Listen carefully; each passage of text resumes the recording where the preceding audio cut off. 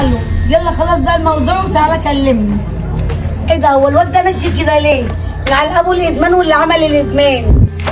ايه ده مجدي؟ الشنطه الحريمي دي بتعمل ايه في ايدك؟ يا بنت انا الشنطه دي انا لقيتها. مجدي انت كداب وانا حافظاك. هات نشوف الشنطه دي بتاعت مين. اوعى كده يا بنت، مش بتاعتكم، ابعدي عني. ما ادفع الاسم.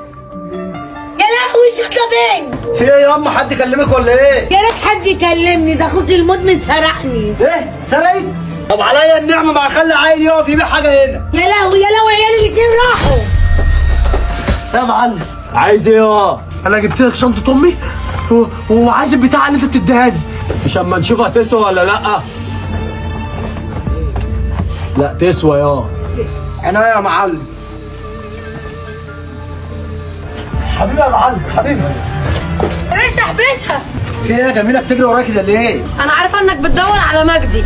على فكره انا شفته دلوقتي ماسك شنطه امك اللي بتمسكها تحت دراعها على طول وراح على الوسعيه.